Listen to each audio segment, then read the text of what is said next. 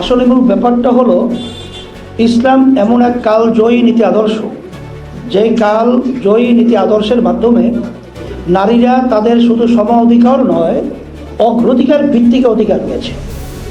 আজকে এটা আমাদের কথা বলতে এখন সহজ হয়েছে।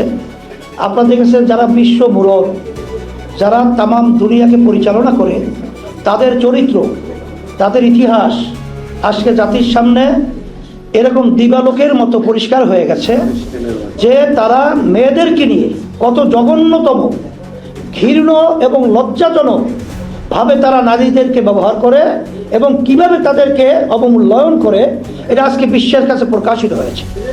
যার কারণে আমরা পরিষ্কার বলবো আমার সাংবাদিক বন্ধুদেরকে এবং যারা এই ঘরানার চিন্তায় আছেন, ইসলামই হলো একমাত্র নারীর মর্যাদা নিশ্চিত, সম্মান, সুরক্ষা একমাত্র নীতি আদর্শ। আর আপনি যে প্রশ্ন করছেন, আমাদের মৌলিক আজকে যে ইশতেহার ঘোষণা করেছি, মৌলিক হলো আমাদের 30 দফা, আর 42টা যে আপনার পয়েন্ট রয়েছে, এর প্রতিটা ভিন্ন ভিন্ন ব্যাখ্যা আমাদের বইয়ের ভিতরে ইশতেহারে দেওয়া আছে।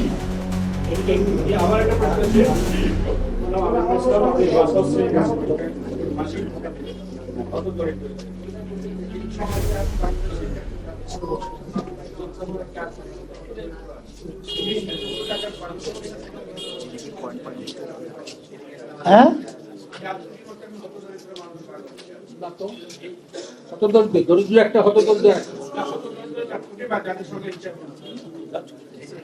আলহামদুলিল্লাহ আপনার যে প্রশ্ন,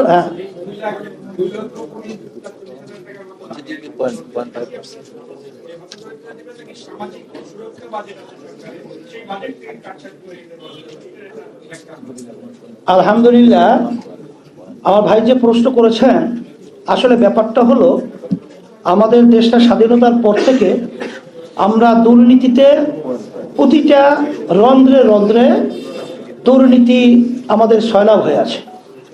বিধায় আমাদের দেশে এই হত যারা নাকি বিশেষ করে দরিদ্র সীমার মধ্যে আছে, তাদেরকে আমরা কিভাবে 5,000 টাকা আমরা তাদেরকে প্রদান করব, ওই যে আমাদের ওই জিডিপি যে 0.5% হলেই এটা আমাদের দেওয়া অতি সহজ এবং এটা সম্ভব, এর চেয়ে বেশিও সম্ভব যদি দুর্নীতি মুক্ত হয়, দুর্নীতি বন্ধ হয়।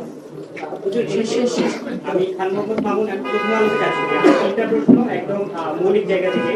আপনারা 2 নম্বরে বলছেন যে কল্যাণ রাষ্ট্র প্রতিষ্ঠা করার বিষয়টা, সেক্ষেত্রে আপনাদের দলটা ধর্মভিত্তিক রাজনীতি করে, সেক্ষেত্রে কল্যাণ রাষ্ট্রটা কি গণতান্ত্রিক কল্যাণ রাষ্ট্র হবে না ধর্মভিত্তিক কল্যাণ রাষ্ট্র? এটা আমার প্রথম প্রশ্ন। দ্বিতীয় প্রশ্নটা হচ্ছে আপনারা শরীয়তটা যদি আমি শুনতে চাই আপনার নেতৃত্বে আনবেন।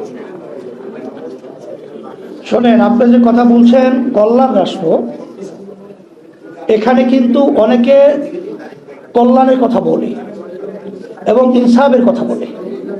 আমরা পরিষ্কার বিভিন্ন জায়গায় বলে থাকি বা এখনো বলছি, আমরা কল্যাণ রাষ্ট্র করব ইসলামের নীতি আদর্শের আলোকে, এবং আমরা ইনসাফ প্রতিষ্ঠিত করব ইসলামী নীতি আদর্শের ইসলাম। আলহামদুলিল্লাহ, যে নারীদের যে মৌলিক তাদের কর্মসংস্থান সহ সব ব্যবস্থায় নারীদের ব্যাপারে ইসলামে সেখানে সুন্দর ব্যবস্থাপনা রয়েছে। এটা তো এখানে ব্যাখ্যা দিয়ে কোরআনের সেই 30 পারাতে সম্ভব না, আর হাদিসের পুরোপুরি সম্ভব না। এটা আপনারা দেখবেন যে নারী,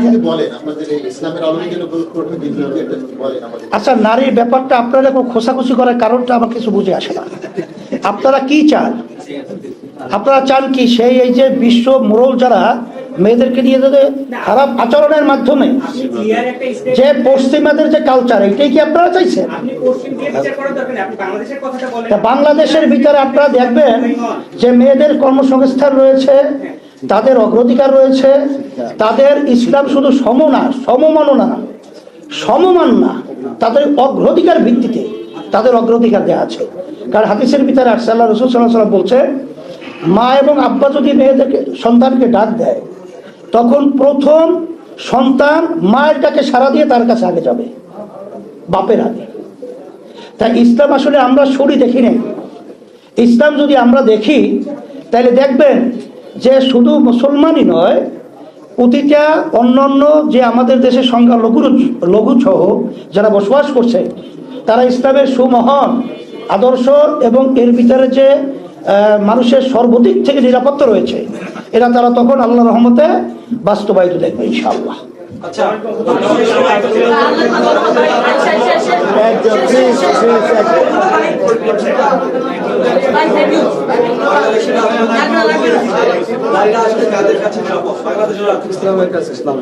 বাংলাদেশে রাজনৈতিক বর্তমান অবস্থায় নারীরা ইসলামের কাছে সবচেয়ে বড় নিরাপদ। আপনি গত কয়েকদিন ধরে আপনার বক্তব্য শুনছিলাম, আপনি বিভিন্ন জনসভায় গিয়ে বলেছেন যে আপনারা ক্ষমতায় গেলে ইসলাম প্রতিষ্ঠা করবেন, ইসলামী আইন প্রতিষ্ঠা করবেন। এখন বিষয় হলো যে ইসলামী আইনের উৎস হচ্ছে কোরআন এবং হাদিস। আমাদের যে বর্তমান যে ইজমা কিয়াস,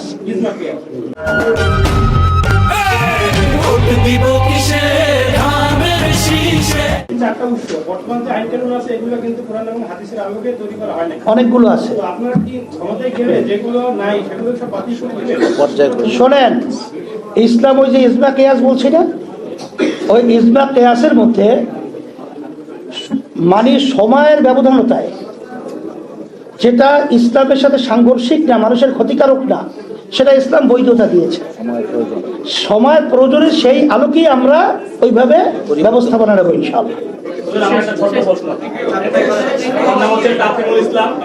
কাজ করি, আপনারা বিশেষ সুবিধা বলছেন যে 18 থেকে 24 বছরের যুবকদের জন্য সুদমুক্ত জামানতবিহীন ও এককালীন ঋণের ব্যবস্থা করবেন, শুধু যুবকদের জন্য। আমরা জানি যে এই বয়সটাতে এরা হচ্ছে পড়াশোনা করে, তো এখানে এই পড়াশোনা অবস্থায় যাদের বেকার হয়ে গেলে তারা একটা কি করবে?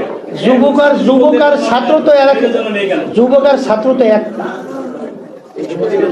ছাত্র ছাত্রই, যুবক যুবকই। এখানে বিশেষ করে শিক্ষা এবং শিক্ষার্থীরা বেশিরভাগই এখন বেকার। আমরা তাদেরকে কর্মক্ষম তৈরি করার জন্য আমরা এটা উদ্যোগ গ্রহণ করবো বিধায় এরকম একটা পয়েন্ট আমরা নিয়ে আসছি। এখানে কথাটা বলেছি তো যে আমাদের যুবতীদের যে প্রয়োজনগুলো আছে, যুবকদের যে প্রয়োজনগুলো আছে, সেগুলো সবই তো আমরা এর ভিতরে নিয়ে আসছি।